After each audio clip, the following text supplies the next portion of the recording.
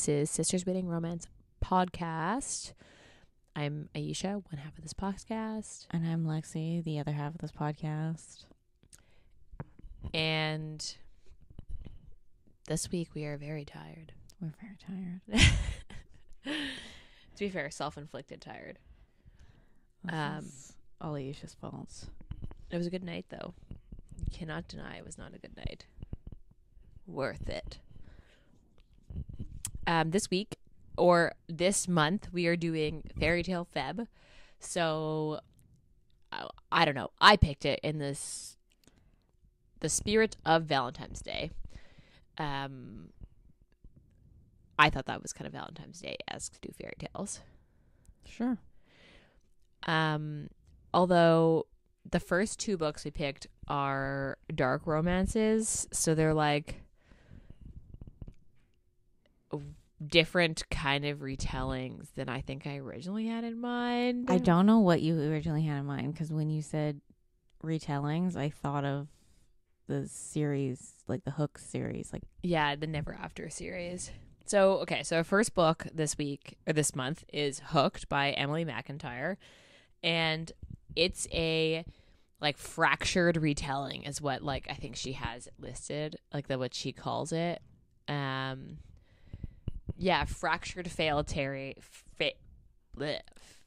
Fractured fairy tale reimagining of Peter Pan. If you didn't get that already by the name Hooked.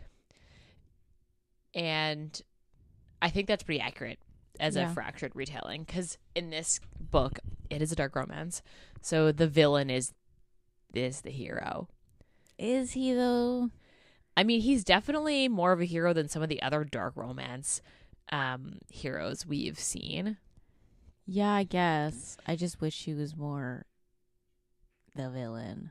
He isn't actually quite that villainous. They talked about him being very scary, and I was like, okay, sure, I get it. He carries around a fish hook knife, which is why they call him Hooked, and he can inspire the fear of God into people, but I think he's just ruthless. But then he has a very soft, obviously soft spot for Wendy, and that's why you end up I don't know. That was one of the points that I actually had written down for this book, is that in a dark romance, generally the hero is always some form of villain. He's not a good guy. Yeah. And usually in a dark romance, it's either told from one POV, or the dual POV is the only reason you like him at the beginning, because usually this push-pull, you don't like the hero at the beginning of a dark romance. He's supposed to be a villain. It's questionable.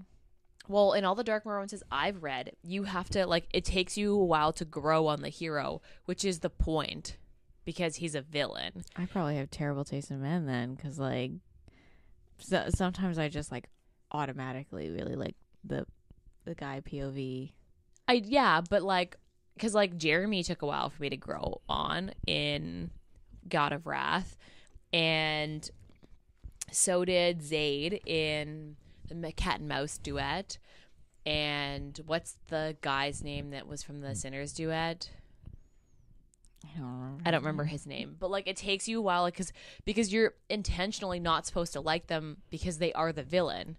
I guess. And in this case, you like James almost immediately because he has a very clear soft spot for Wendy, and you almost instantly like him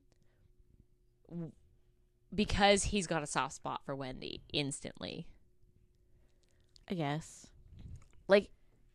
I mean, even when he's mean, he's not that mean to her. Yeah. Well, I mean, he just chain her to a basement. But that's not even the worst thing that I've read. It's not even the worst thing that a hero has done to a heroine in a dark romance that I've read.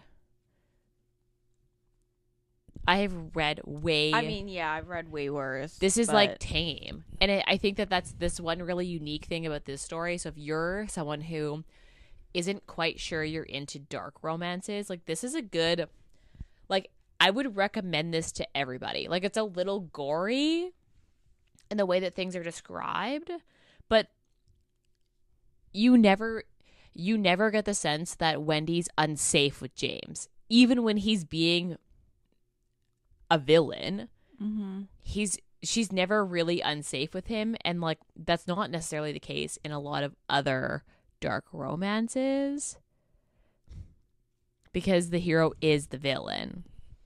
And he's a pretty soft, dark hero in that case, in this. Like, he's not meant to be, like, hard and, like, hard to get to know. But yeah, I mean, also the book is not that long. No, it's not like a duet book. or anything. It's yeah, like 300 pages. How many pages is this?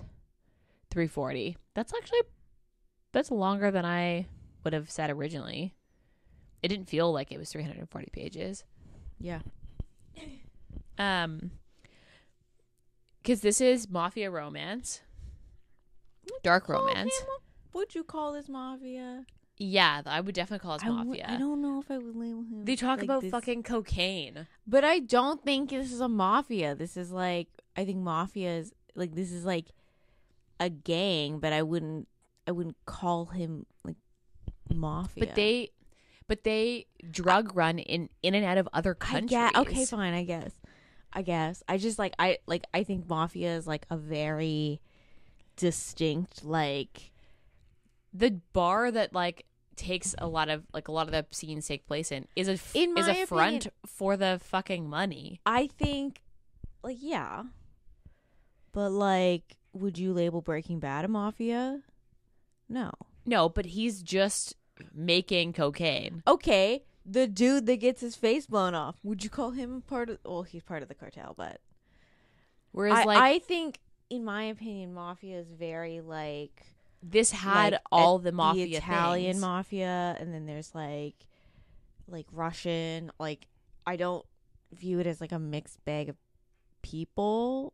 I view it as like they are specific. Rue is red haired, and his name is Rufus. Dude, this guy's Irish.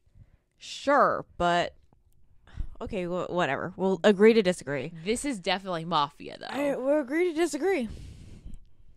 I would definitely agree to disagree. This would be contemporary romance. Yeah. Would you consider this new adult?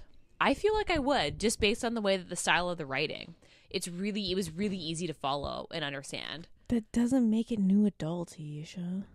I thought that's the definition we talked about. What makes it new adult? Well, it's listed. A lot of the genres have tagged this on Goodreads as new adult.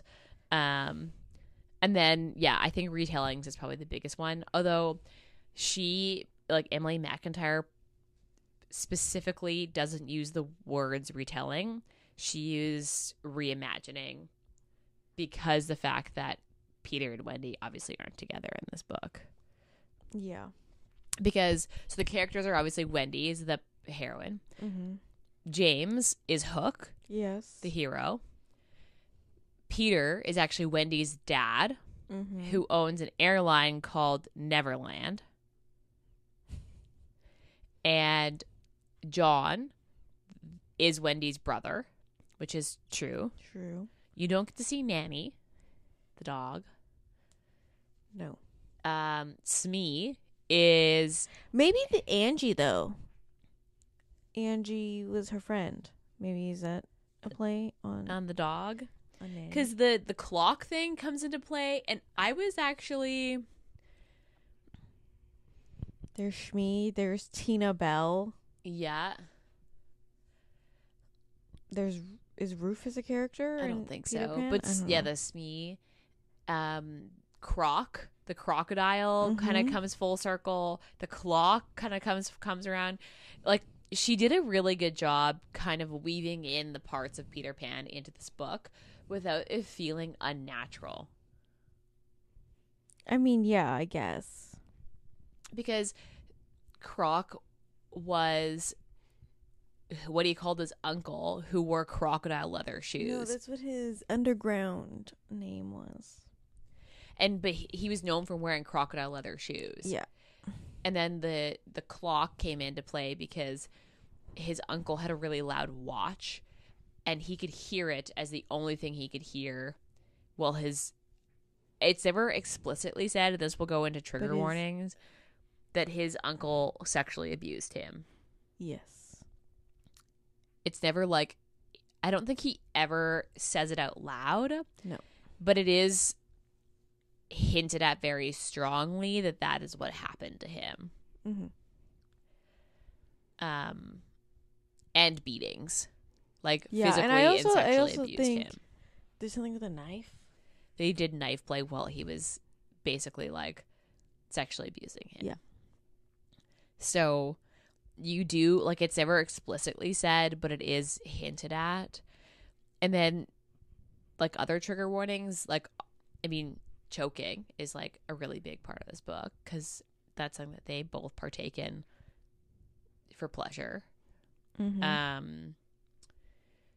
It's pretty gory. Like, they describe it pretty, like, the descriptions of the, like, action scenes or, like, when people are, like, dying or, like, getting killed are pretty like, they're reasonably graphic. Yeah. I would definitely say look up the trigger warnings. If, like, you're at all worried, look them up. Yeah. Before reading this book. I mean, but that's a suggestion for all dark romance. True. Please look up trigger warnings before you read dark romance. This book had a lot of ratings. Like, I was kind of surprised that it had a really popular series. Yeah, this had over almost 83,000 ratings. That's a lot. Yeah. I think you can buy it in, like, Barnes and Nobles and stuff. Oh, really? I don't That's think it's interesting because dark romances are generally not shelved at bookstores in my experience.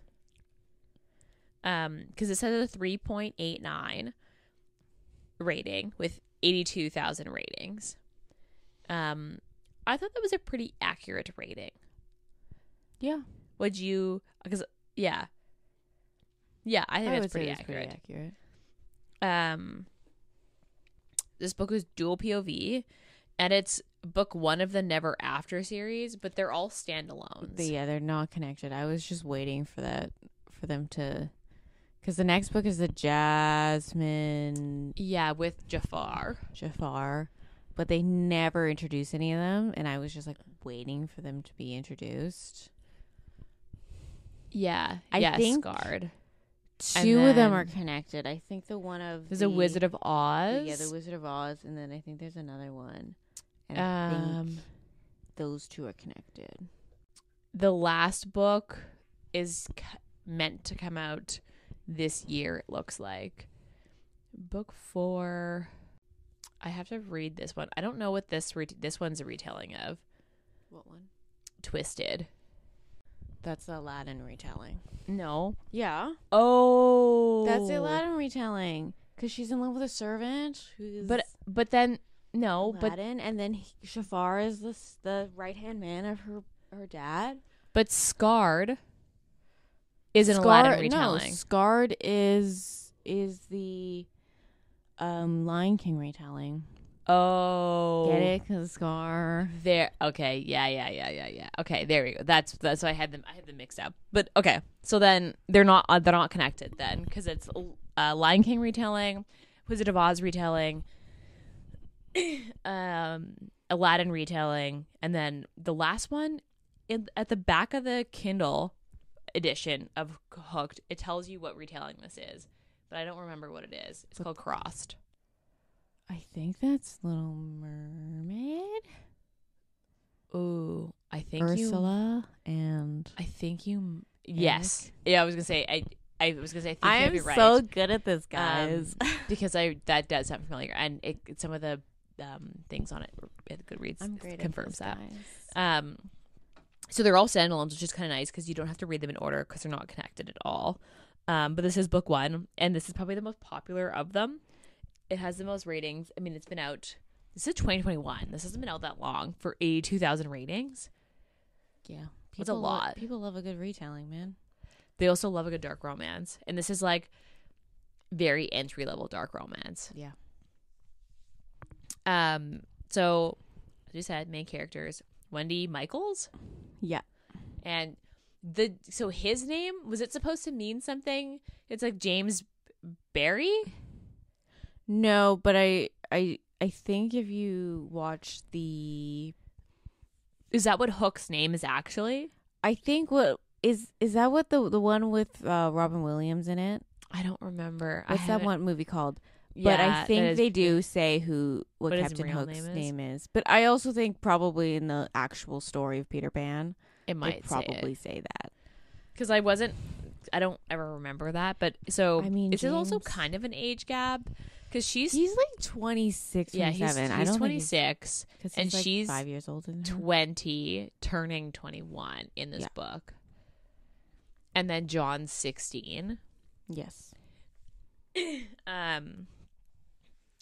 To be honest, like not a lot happens in this book. No. Like,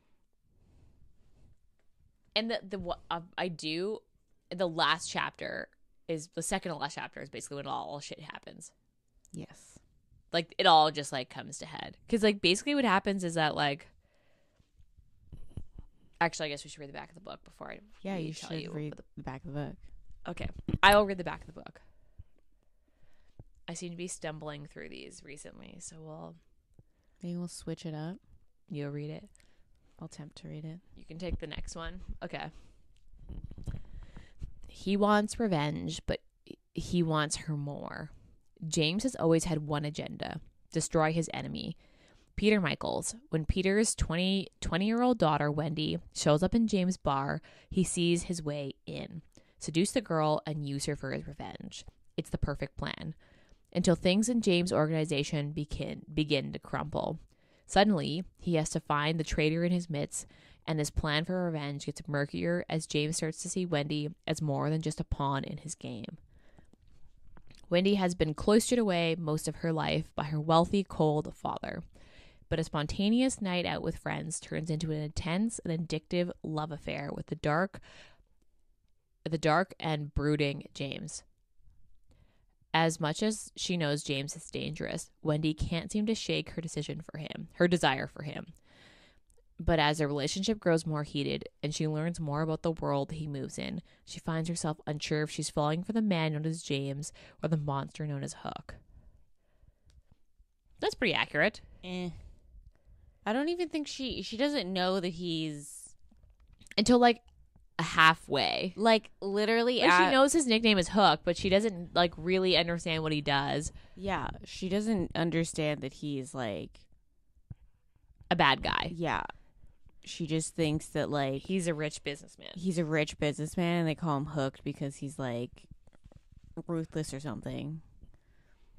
The thing is that like she also never fucking questions that. Like, why would She does not ask him any questions of like what he does. she gets distracted so easily by like sex, basically? Yeah. And that's we'll circle back to that part, but do you want to give a quick summary of the book and then we'll just start talking about different parts? Well, basically it starts off with like the prologue is the prologue that he kills his uncle. The prologue is him killing his At, uncle at 18. At 18, and then you jump ahead to 8 years. Yeah, because he's 26. 8 years. And Wendy has moved with her brother and her dad from Florida to was it New England? I thought it was Massachusetts. Maybe somewhere with a port, right? Yeah, Has to be somewhere with a port. I don't Anyway, remember. somewhere fucking cold, Yeah. and where she doesn't like. Well, I wouldn't say doesn't like it. It's just She not doesn't- Florida. Yeah, she doesn't understand the move. They've always lived in Florida. And she is like, because she doesn't go to school or anything, so she's kind of like spends her time working at this coffee shop. And her friend at the coffee shop convinces her to go to this bar because another friend of hers is obsessed with this dude Named Hook. named Hook. And so she goes to this bar with like fake IDs and they get caught because I feel like bouncers are really good at pointing out fake IDs at this point. And James sees them, like, her friends making a fuss at the door and lets them in because he sees her. He doesn't through the quite cameras. recognize her as Wendy. But he's like, oh, she's cute. Yeah, and lets her in. And then he kind of like stages a like run-in with her. Yeah, because he then recognizes her as Peter Michael's daughter. She gets into the bar, and then he comes up with this plan of like seducing her to get back at her dad because her dad killed his family on like caused a plane crash because they were old business partners. Yeah, his dad and her dad were business partners, and basically her dad wanted to like end the relationship, but instead you have a little dot of moisturizer there. But instead just killed them. So he just like flew them on his airline and then sent the plane to the ground. While basically. This is like happening, and James is the only survivor of the plane crash. Yeah, her dad is trying to kind of like establish, like, or just like take the city over. Pretty much, it's never explained why he decides to make the move, but he basically like tries to expand his business into a new city and is like taking over the city for like drug running because he owns an airline, and it's what James and his like pseudo dad, Rufus, like their gang. Rufus is actually a Peter Pan character, isn't it? I don't know. I thought it was the youngest son, the one that wears the costume. I don't remember. Oh, we gotta rewatch Peter Pan. Anyway, so they're like trying to set up businesses, and he has this like whole plot that he's gonna like, because when he quote unquote meets James again, he doesn't remember him. He obviously doesn't recognize him because he was like 5 last time he saw him, and so he has this plan that he's gonna like kill her dad and then let her go. Yeah. Like use her to get to the dad to like hurt him, kill him, and then be like, all right, Wendy, you be free. Like you're an innocent here, but your dad's a fucker and I'm still gonna kill him. Yeah, and then basically he just becomes obsessed with her. Yeah. And she kind of just like doesn't question his like pursue of her. I mean, to be fair, she's 20, so she's like 20. Really young. She's quite naive, and she's still pretty naive throughout most of the book, but she does grow as a character. She does grow, and she does understand that she's like, okay, like in particular of her dad, she's like, okay, he's not a great person. Yeah. And also with her like how he treats her brother and how he's treating her, she starts like kind of being like, you're an asshole. Like, yeah. And then when she realizes that he is like,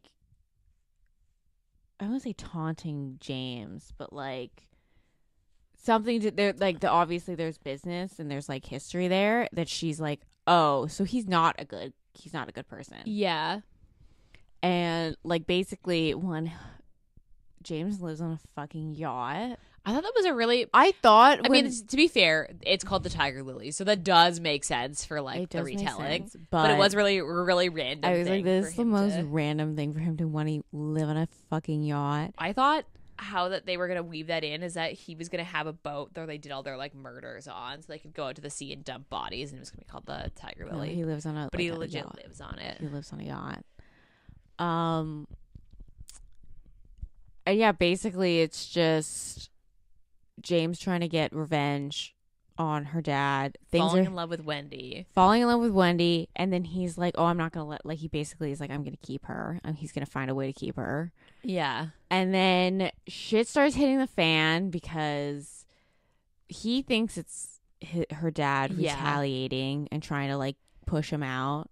But really, there's, like a couple different people at play. Like, that was... the thing is like that, like the new Croc comes in, like, I know she hinted at it in little parts, but it really doesn't start playing until like the last third. Because James basically refuses to see the connections and just decides to be like, yeah, fuck it, that's a coincidence.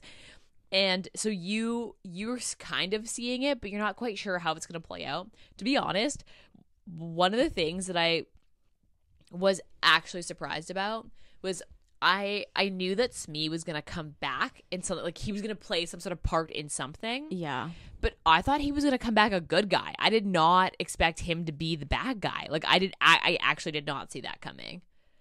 Yeah, in particular when she went to go sit on the deck and then he texted James to be like, your girl's gone. I was like, what the fuck are you doing here, Shmee? Like, that was when I was like, suspect. I thought that he actually didn't see her go out to sit. She was basically sitting on one of the railings with their feet dangling in the water, and I thought he honestly didn't see her. And I thought what was going to happen was that Smee was going to, like, they were going to come to take her, and Smee was going to actually, like, help her.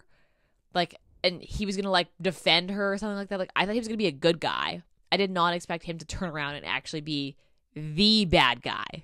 What I didn't understand is, so Shmee ends up being his cousin, James's cousin, his uncle's bastard kid. Yeah, and he has this like idolized version of what his dad was, and literally this is like the guy that like raped James for years since he was like he was 11. He was like 13 when he showed up. It was like he was. I don't know if he's quite 13, but he was definitely like 11 or 12. Mm-hmm. So basically from that to the age of 16, he was being raped by his uncle. Yeah. And then at 16, the raping stopped, but the beatings didn't. And that was because of Rufus. Mm-hmm. But so like, yeah, that was a weird, that like whole confrontation. That's not my like least favorite part of the book, but it was very like, I was like, what is happening? Yeah. And like, okay, the Starkey guy, is that what they call it? Starkey the bartender, yeah. No, that's the he was one of the bouncers. He like let her in, and he was like he accidentally shot one of the like people they were interrogating. Oh. He ended up turning on them in the end. Oh yeah, and he brought her. I was like, I saw that coming. That I saw coming like a mile away, and I was like, "This guy." First got introduced to him, and he was like, gave her like a look. I was like, "Oh, he's totally." When he shot the guy in the head, they were interrogating. I was like, "You're just gonna like let that go?" Like I thought you were supposed to be ruthless.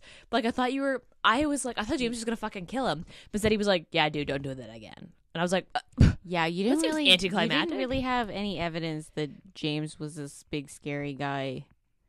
I mean, okay, the rats thing, that was a lot. Yeah, I mean, like I didn't see that interrogation method coming, but that was good though. Like it added to like the ruthlessness of who James is supposed to be as a bad guy. But yeah, I just like, but then he like let the Starkey guy just fucking go unpunished. Yeah. That was a weird, like I was like, that doesn't fit. But like, yeah, I mean, I think my favorite scene, like my favorite part, was probably the dinner party, the gala that they go to. Oh yeah. The like push pull of like them being like kind of not on good terms, but then her being like, "Fuck you, Dad." Yeah, I did like that was she like full on was like, she started like defending James to her dad. I did like that. I did like how she just didn't like sit back and like, even with the police commissioner. Yeah, that was a weird. I thought that was gonna go somewhere.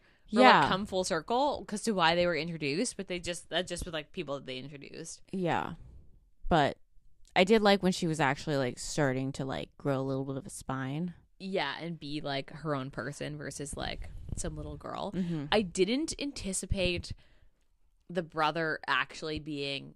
I did a half brother to. I anticipated the brother not being his Peter's kid.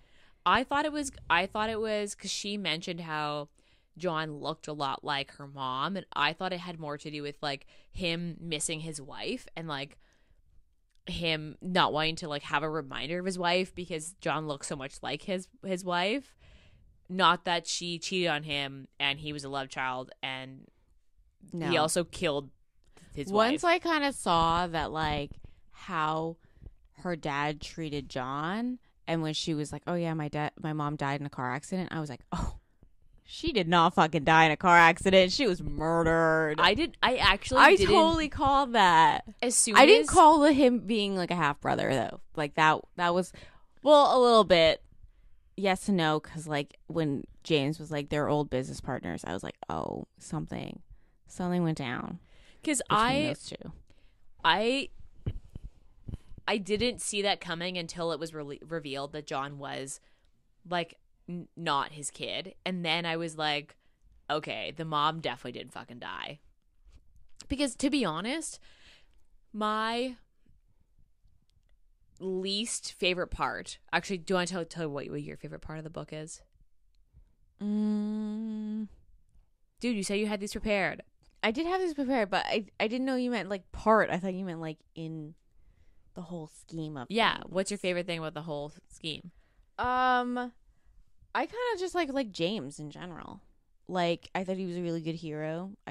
Wendy could probably use some more full character building, but the only thing, and like this is something that like I like that you learn like you got more details about his life. About his life rather, and like about his personality and stuff rather than Wendy's. Like, you didn't really get things that Wendy liked, like little bits of like things she did besides like work at a coffee shop, and she's like sheltered. Where like feel like you got more about John than you did about Wendy, because like you learn like the airplane thing. Yeah, John really likes building little like the models, and you saw him every time you saw him, he was building something. And like I like the fact that James, you kind of like learned a little bit more about him, and like he had more depth as a character than Wendy did. Yeah, I would agree with that. I think Wendy starts out really naive, and I was honestly kind of worried that I wouldn't like her, because I was like, she's really naive. I mean, though, but when she the birthday scene where she's like alone in this giant mansion on her birthday, you really were like, oh god, I like you feel so sad for her. Because I mean, okay, like if we compare this to the last dark romance we read and we look at God of Wrath, I like Wendy as a character better than I like Cicely as a character. I like Cece better. Really? I like Wendy better. A little bit more of Cece. Like, she's a little kind of annoying when you got her in little like long spurts of time. Because I feel like Wendy grew more as a character throughout the book to become her own person than Cece did. Cece didn't need to learn how to become her own person. That wasn't the character arc. That wasn't the character arc that she needed to go on. I guess so. Her character arc was like kind of like overcoming her trauma. Yeah, overcoming her trauma and like letting more people in to how she feels and like what's going on. Where like Wendy just needed to kind of like stop having her head in the sand. Yeah, she was kind of like she's a little airheady at the beginning, and I was kind of like, just like didn't go to school, and I was like, wouldn't her dad as a businessman want her to go to school? Yeah, like you didn't learn anything of like what she liked or what she wanted to do with her life. I kind of felt that she was just like okay being like pulled along, which is like fine as a character, but I really wish that like at the end, so he buys the coffee shop because they fired her and she kind of really wanted to stay at the coffee shop. So he's just buys it. Buy it for you. You can just and rent like it. I would have preferred it if she was like, I really like she really wanted that as a business. Like she was like, one day I want to open my own coffee shop, or like I really love that aspect, where like instead it was just like, oh, I kind of just wanted to continue working at this coffee shop. So he's like, yeah, I'll buy it. Yeah, that's true, because it was never mentioned in the book that she was like, oh, like maybe I'll just want to own a coffee shop one day because I didn't think I'd like it more, and I Yeah. actually really like it. Like that was never a thought that she had. So it does seem kind of random that he was like, okay, I'll buy you the coffee shop then, and you can work there as long as you want. Because like, okay, I have two least favorite parts. One is more general and one is like specific. The specific one is the condom watch, because like she's fucking so naive. Like she never once is like, oh, wait a second, he's coming inside me. Like this dude is, But I mean, like at the end, she ends up having like Two kids. two kids, and she's like what 22 at or that 23. time. Yeah, She's like had a kid and is pregnant with another kid. yeah, And like I get that, like, because he has a thought where he's like, yeah, fuck it, if I get her pregnant, like fuck it. And she like never once in her POV do we ever hear her go, huh, maybe we should use condoms. Like there's never a thought of like safe sex. And that's just so shocking to me. And I can't tell if that's just like because she's so fucking naive or like she's had zero care. I just was like, what? There's never one inkling of like this guy who very clearly has gotten around just based on how like his demeanor was. There's fully another woman scene in this, so if you don't like that, where he gets a blowy. Yeah, before him and Wendy start their thing, he literally gets a blowjob in the book from someone else. And I was just like, yeah, that was like one part that I did not like, because I wish that they'd, even if it's just like a, oh yeah, like she says we should use condoms and he's like, no. Like No fight. No, there was literally like no thought in her mind that like ever crossed, and I was like, that just seems so unrealistic, and just like I don't know if that was like intentional by the author, because that's just like who Wendy was supposed to be, but that was like not a favorite part of mine. My other least favorite part is the dad, because he's like a very like one-dimensional villain. Like he had no redeeming qualities, really. Like you don't like him. I mean, he does like at the very end he's gonna fucking shoot her. He was still gonna shoot James though. Like he wasn't gonna shoot Wendy, but Wendy didn't he have a gun pointed at her at the no very end? he had a gun pointed at James and was like, Wendy, you just have to let me do this, and she's like, nah bitch, and then he let his side piece fucking beat the crap out of her. I know. And he was like, oh yeah, she wasn't meant to hurt you. And I was like, if she what was is your wrong like with you? If she, because she describes herself as like her dad's like pride and joy at some points. And I was like, if she really was, like, he wouldn't let his side piece hit It was her. that was a super weird, because like I kept waiting for the dad to be redeemed and for him to at the end be like, don't hurt her, and he does, but like it doesn't seem that sincere. He's like, guys, this wasn't part of the deal. He's never like throwing his body in front of his daughter to save her life. Like he's like, guys, please stop. Like it just seemed really like, and I mean maybe that was the point, is the dad was supposed to be bad all the way, but I just like kept waiting for him to be redeemed even just slightly, even though I kind of figured that he would die in the end anyway.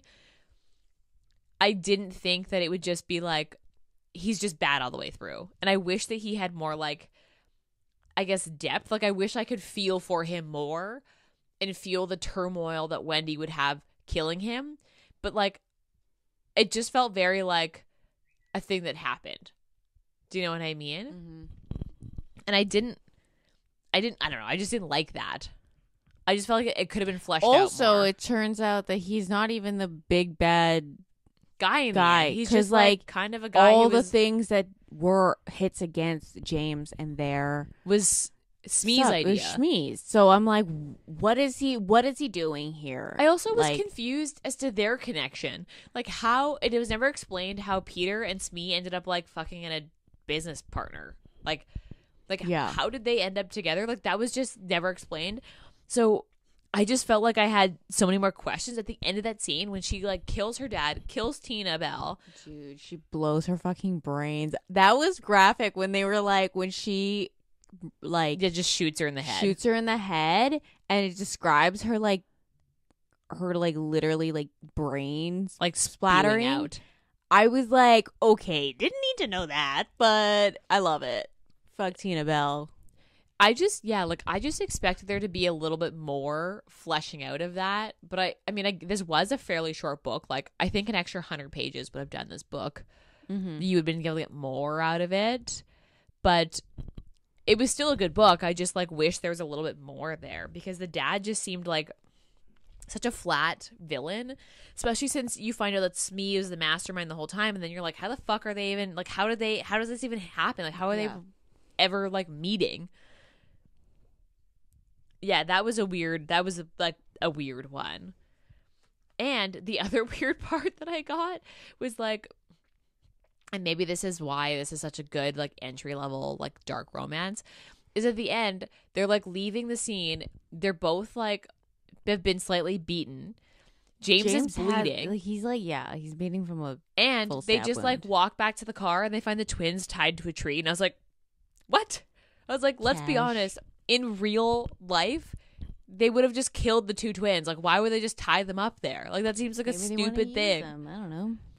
But they were clearly very loyal to James. I was just like, that seems kind of unrealistic. They'd just be like, didn't have names. They were just twins. They were just twins. Although that's a Lost Boy thing. In Peter Pan, there were two twins. They called themselves. Now I remember. They called themselves the Lost Boys. Yeah, no, that was like that was the gang's name. Oh my god, I just remember that. Anyway, what was your least favorite part? Honestly, it was the retelling part of it. I know it's like Really? a reimagining, but every time she would like mention like The crocodile and the clock. yeah, the clock, and then once Tina Bell was introduced, I was like, oh my god, are you fucking kidding me? I like rolled my eyes when Tina Bell, like it was like her name was Tina Bell. I was like, okay. And that, like, I know this is a retelling, and I know we picked it because it's a retelling. we picked her because it's retelling, but like, there's some points when like she was just trying to like throw in a bunch of references, and I just kind of started like, I was like, I'm rolling my eyes. I was like, I. It was funny because I found that one of the most endearing parts of the book was that I kept being like, I get it. I mean, like the little references. Like the tiger lily being it's not technically a retelling. It's a reimagining. It's a reimagining, but I do wish he was a pirate. Like, yeah. I wish I wish their business was, they raided like shipping. They were like shipping ships. Like, I wanted him to be a pirate. Like, I understand that like this is a reimagining, but like just fucking make Hook a pirate. Like, I just know and this is just a niche writing, a niche novel thing that I want more of. Pirates. I want more pirates. So random. I just want him to be pirate. It's not technically a con, but it's just a thought. But I want him to be pirate. Interesting. Okay, so I mean, rereadability. I don't know if I'd reread this. I don't know if I don't know if I reread. Like, I had a good time with it, but I think I'd continue on with the series rather than go back to this one. Agreed. I don't know if I would reread this. Yeah. I did really like James as a character, and I feel like the only reason I would come back is because I do like James. I liked his POVs far better than Wendy's. Agreed. Yeah, agreed. Rating? What did you give this? I think I gave it a 4. I had a good time. Not a 5. But I had a good time with it. I originally gave this a 5, and I actually went back and changed it to a 4 because I was thinking about it, and I was like, this isn't really a 5 for me. This was good, and this is like, I actually wanted this to be darker. Like, I kept waiting for it to get darker. He was a pirate. And it just never quite hit the dark romance, like, beats that I wanted it to be, like how dark it was.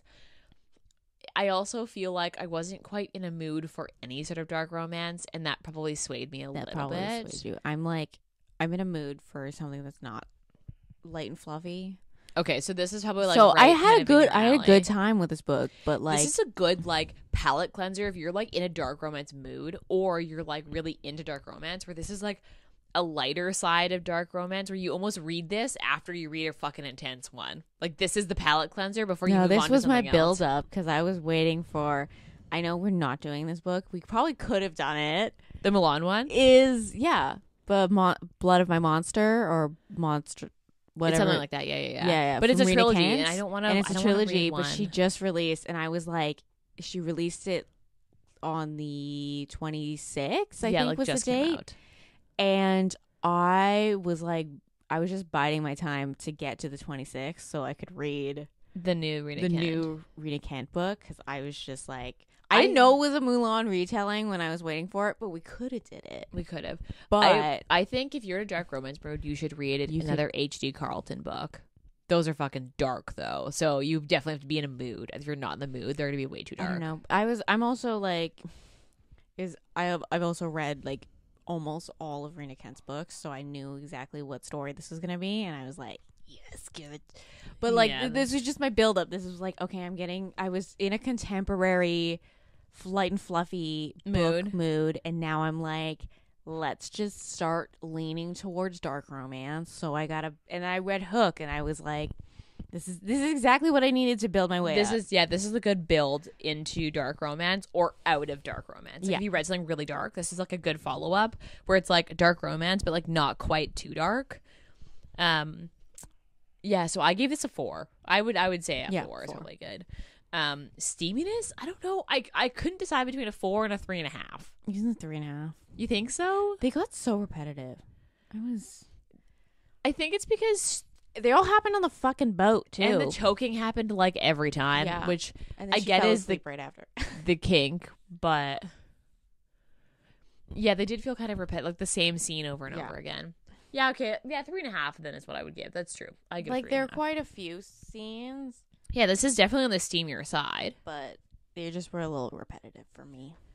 Would you recommend this? Yeah, I would. Yeah. Like, this is a good entry level dark romance. I would actually recommend this to somebody who, even if they don't read dark romance, like, I don't think I'd quite recommend Rita Kent to someone who doesn't read dark romance or doesn't want to read dark romance, but I would still recommend this to someone who doesn't read dark romance normally because it is evened out quite a bit by the retelling aspects. Yeah, I guess. Do you know what I mean? Sure. I mean, like, I would recommend it to like any. It's not technically dark. It's not that dark. It's kind of gory, but it's not really that dark. Yeah. It is listed under dark romance though. But I would recommend this, yeah. Next week's book is a novella. Yeah. A Beauty and the Beast retelling. Yes. Which was surprisingly hard for us to find one. No, it's not hard to find one. It's just hard to find one we wanted to read. Okay, yeah, although you picked it. I did pick it. And I picked this book because this Hooks has been on my book list for a while. I picked most of the books as well. Yes, you did. I haven't read many fairy tale retellings recently. So stay tuned for next week because it'll be a shorter episode because it'll be a shorter book. Yeah. But it's a Beauty and the Beast retelling. And any last words on the book? I do want to read Scarred. I've heard a lot of things about the Scarred book. That's the Lion King. Which is, okay, so we talked about doing we a Lion King. talked about doing a Lion King, but then Lion King is a retelling of Macbeth. Which is not technically a fairy tale. Yes, agreed, which is why we didn't. Yeah. Because we also talked about doing an Anastasia, which is the Sophie Lark has an Anastasia retelling. And that's not quite a fairy tale because yes, it is if you are only it's a retelling. If our only qualifications of was there an animated movie of it, a Disney animated movie? Well, technically Anastasia is not a Disney movie. It was not? DreamWorks, I think. Oh, I didn't know that. I thought it was Disney. No, it wasn't Disney.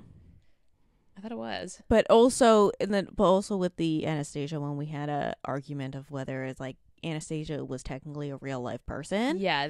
And like, is it okay to do is it technically a fairy tale if she's a real life person? It is based on a true story. Yeah. Yeah. Anyway, so and there was also like a Phantom of the Opera one we were looking at, and we were just like, is that's not technically a fairy tale? It's because I feel like Phantom of the Opera would have fallen into the same category as Macbeth retelling, where it's like if we did like retellings of classics, Sure. Like, yeah, retellings would have been a good category, but this is specifically but Fairytale yeah, Feb. Ayesha renamed or named the month Fairytale Feb. So we had to pick Fairy Tales. It's just so catchy. It's catchy, but it gave us too many hurdles. It did. It gave us unexpected hurdles.